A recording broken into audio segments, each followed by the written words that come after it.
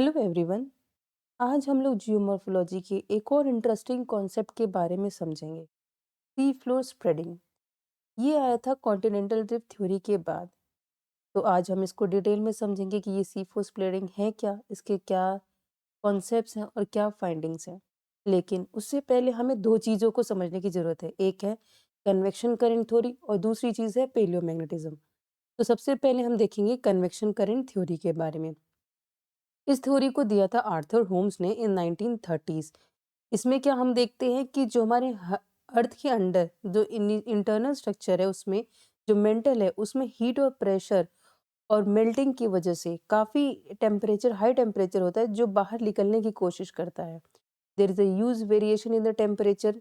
तो ये जब हाई प्रेशर बाहर निकलने की कोशिश करता है तो वोल्केनिक फॉर्म में वो निकलता है, जिसको हम लोग आम भाषा में वोल्केनोस कहते हैं। और इंटरनल का जो मैग्मा है वो लावा की तरह थ्रू बाहर आ जाता है। पर ये कैसे बाहर आ रहा है, क्या प्रोसेस, क्या मैकेनिज्म जो है इसको बाहर ला रही है, ये जो कन्वेक्शन करंट जो है वो इंटरनल एस्थेनोस्फीयर में वर्क कर रहा है। जैसे यहाँ से हीट ऊपर की तरफ जाता है और यहाँ से बाहर निकलता है, और ये अल्टीमेटली पुश करता है साइडवेज की तरफ। जो प्लेट्स है, ये इसको इधर लेफ्ट साइड और एक को राइट साइड की तरफ पुश करता है। तो ये जो है ये कन्वेक्शन करंट, फिर ये नीचे की तरफ आता है जो मैग्मा जो है, और नीचे की तरफ फिर ठंडा होता है, फिर ठंडा, फिर हीट और टेम्परेचर की वजह से वो गर्म होता है और फिर इवापोरेट होता है। कोई भी चीज़ अगर गर्म होती है तो वो ऊपर की तरफ उठती है। तो ये ऊपर उठते ही कन्वेक्शन एक बेल्ट फॉर्म कर देता है।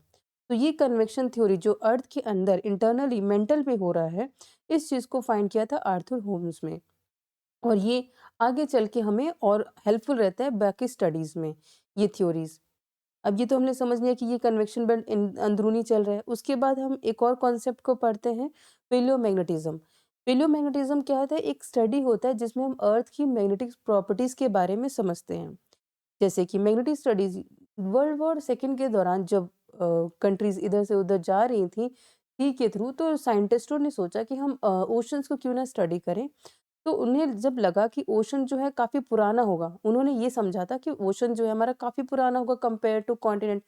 बट जब एक्चुअल में वहाँ पे स्टडीज़ की गई, तो देखा गया कि ओशन हमारा कंपैरेटिवली नया था। वहाँ के सेडिमेंट्स, वहाँ के रॉक्स जो थे, वो काफ़ी नए थे। और एक और चीज़ जो वहाँ पे देखी थी, वो थी मैग्नेटिक बैंड्स जो देखे थे।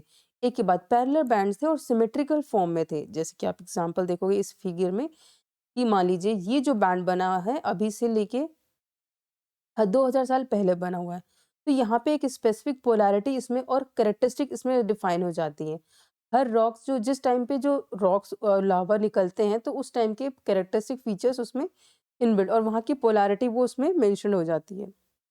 तो मान लीजिए ये 2000 साल पुराना रॉक मालवा बाहर निकला, फिर उसके बाद उससे थोड़ा रिसेंट जो ये निकला वो मान लीजिए 1000 ईयर्स अगो निकला, तो इसकी पोलैरिटी, इसकी कॉम्पोजिशन में काफ़ी डिफरेंस होगा।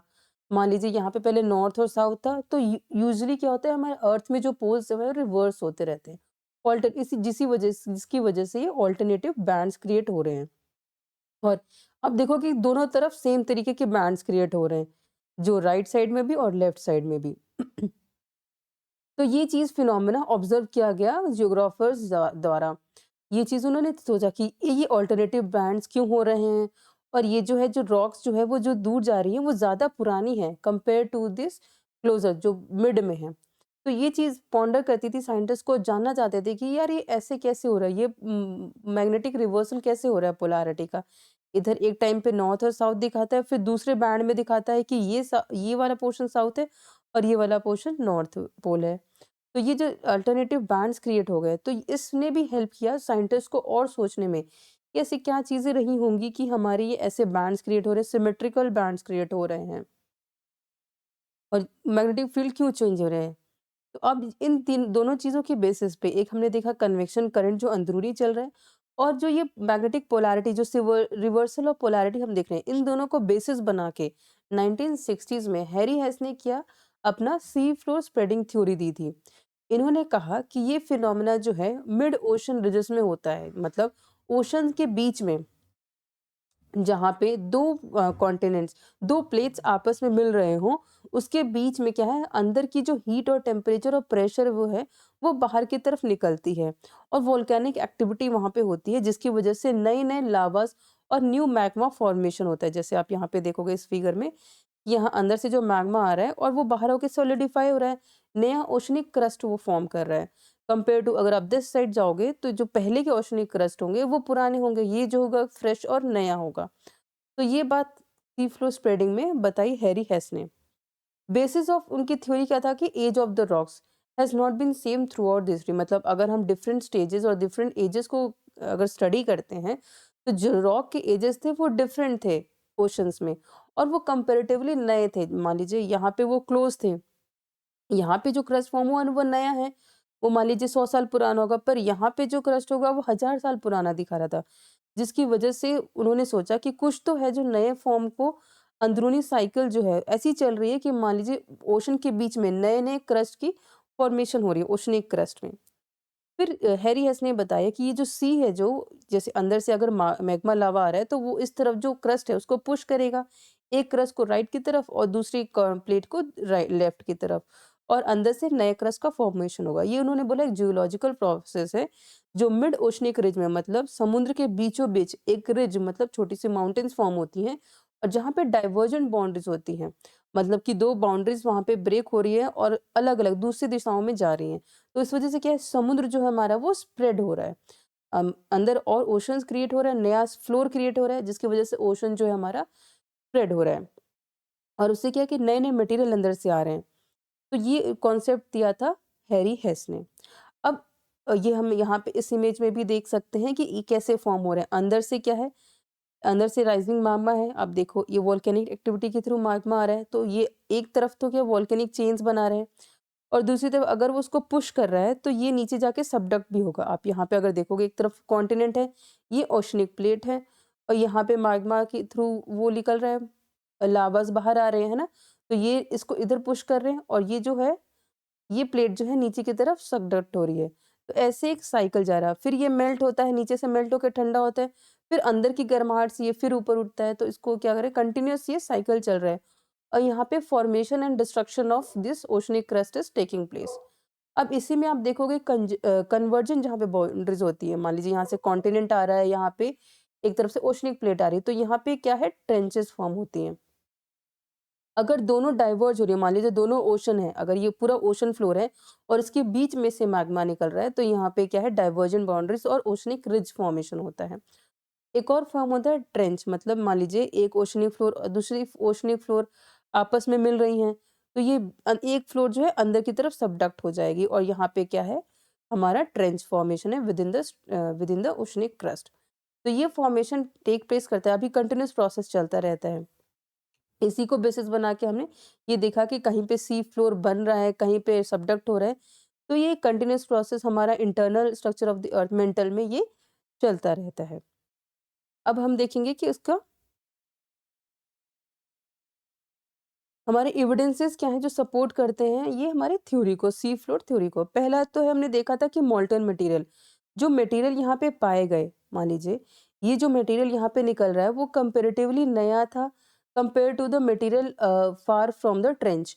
मान लीजिए ये ट्रेंच यहाँ पे, रिज यहाँ पे फॉर्म हुआ और ये ट्रेंच हुआ, तो यहाँ का जो मटेरियल जो है ओशनिक सेडिमेंट्स या फिर ओशनिक फ्लोर जो है वो पुराना था कंपेयर टू दिस वन। तो एक एविडेंस उन्होंने ये दिया। दूसरा दिया मैग्नेटिक स्ट्रिप। हमने पेलोमैग्नेटिज्म पढ़ा कि जो रॉक के बेड थे, रॉक का जो फ्लोर था, वहां पे क्या एक पैटर्न था, पैरेलल पैटर्न से मैग्नेटाइज स्ट्रिप्स के, जिन्होंने वो रिकॉर्ड किया था कि अर्थ की मैग्नेटिक फील्ड जो है बारी बारी से अल्टरनेटिवली चेंज हुई, और दोनों तरफ मान लीजिए ओशन के दोनों तरफ, यहाँ पे 100 ईयर पुराना बेड था, रॉक बेड था, और यहाँ पे 200 ईयर्स, और इनकी पोलैरिटी जो है एक तरफ नॉर्थ एक तरफ साउथ, फिर एक तरफ नॉर्थ एक तरफ साउथ, ऐसे कर करके अल्टरनेटिव बैंड्स में फॉर्म हुई थी, जो हमने प्रीवियस स्लाइड्स में देखा था। जैसे यहाँ पे आप देखेंगे पहले नॉर्थ साउथ, फिर यहाँ पे नॉर्थ और साउथ, फिर यहाँ पे नॉर्थ, यहाँ पे साउथ। तो ऐसे alternative bands of magnetic polarity उन्होंने ऑब्जर्व किया। नेक्स्ट उन्होंने बोला ड्रिलिंग सैंपल्स। अब हम देखते हैं, अब साइंटिफिक एडवांसमेंट हो गई है, तो हमने ड्रिल करके पता चला कि जो अगर स्टेबल होता ओशन क्रस्ट, तो वहाँ पे क्या है, लेयर ऑफ लेयर सेडिमेंट्स होते हैं, काफ़ी हज़ारों साल पुराने सेडिमेंट्स होते हैं। जैसे कि हम कॉन्टिनेंट्स के ऊपर देखते हैं कि एक-एक लेयर को हम स्टडी कर सकते हैं। पर जब हम ओशनिक क्रस्ट की तरफ गए तो वहाँ पे देखा बहुत थिन लेयर ऑफ सेडिमेंट था, और थिक लेयर ऑफ सेडिमेंट थोड़े फार दूर एरिया पे था। मिड ओशन रिज के पास बहुत ही थिन लेयर ऑफ सेडिमेंट्स थे, जो दर्शाते थे कि वो जो रॉक्स फॉर्म हुए हैं वहाँ पे काफ़ी नए हैं। तो इससे ये एनालिसिस निकला, तो जो ओशनिक क्रस्ट हमारी जो है वो काफ़ी नई है कंपेयर टू कॉन्टिनेंटल क्रस्ट।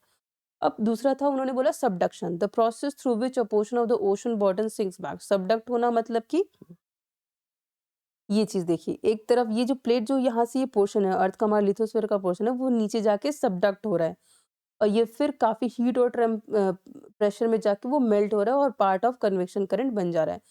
तो जिससे कि एक तरफ से वो क्रस्ट फॉर्म भी हो रहा है, यहाँ से बाहर निकल के ये मैग्मा, नई सॉलिडिफाइड मैग्मा बन रही है और नया क्रस्ट फॉर्मेशन, और वहाँ पे वो मेल्ट भी हो रहा है। तो दोनों चीज़ें देख रही हैं। और डीप ओशन ट्रेंचेस मतलब subduction zones are where this happen when the marine crust bend towards downward. अब डीप ट्रेंचेस भी हमने फॉर्मेशन देखी, जहाँ पे एक ओशनिक फ्लोर बेंड हो रहा है नीचे की तरफ और दूसरी तरफ से भी एक प्लेट आ रही है। तो ये दोनों एक तरफ से खाई बना देती है, गहरी खाई बनती है, ट्रेंच होता है ओशन में। तो ऐसी फॉर्मेशंस भी काफ़ी जगह दिखी गई, जिसकी वजह से पता चला कि हाँ, मूवमेंट हो रही है और ये स्प्रेड हो रहा है, दूर-दूर हो रहे हैं ये सब मटेरियल, और ये सारी एविडेंसेस मिलके हमें देती हैं सी फ्लो स्प्रेडिंग को, थ्योरी को प्रूव करती हैं। अब इससे निकला क्या? इसने डायलेमा, ये इसने ये चीज़ को सॉल्व किया जब साइंटिस्टों ने देखा था कि जो ओशन का जो फ्लोर है काफ़ी यंग है। इस चीज़ को उसने सॉल्व कर दिया कि क्यों जो है ओशन का फ्लोर यंग है compare to the oceanic continental floor. दूसरा, जो सेडिमेंट्स पाए जाते हैं वो थिन थे। मान लीजिए रिजेस, जो माउंटेन रिजेस फॉर्म हुई थी inside the ocean, oceanic ridges, उसके आसपास जो सेडिमेंट्स थे वो काफ़ी नए थे compare to sediments on far away from the ridges, और जो कॉन्टिनेंट्स पे सेडिमेंट्स पाए जाते हैं। तो वो बताया कि क्यों न्यू फॉर्मेशन, न्यू रिजेस और न्यू सेडिमेंट्स कहाँ से आए, मतलब कि वो इंटरनल स्ट्रक्चर, इंटरनली जो मैग्मास बाहर आ रहे हैं, लावा फॉर्मेशन बाहर आ रहे हैं, तो वो न्यू सेडिमेंट्स का कारण बन रही हैं। और जो सी फ्लोर थ्योरी थी, इसने वैगनर की थ्योरी को भी सपोर्ट किया कि हमने देखा कि सी स्प्रेड फ्लोर हो रहा है, तो जिसकी वजह से कॉन्टिनेंट्स जो है वो मूव कर रही होंगी।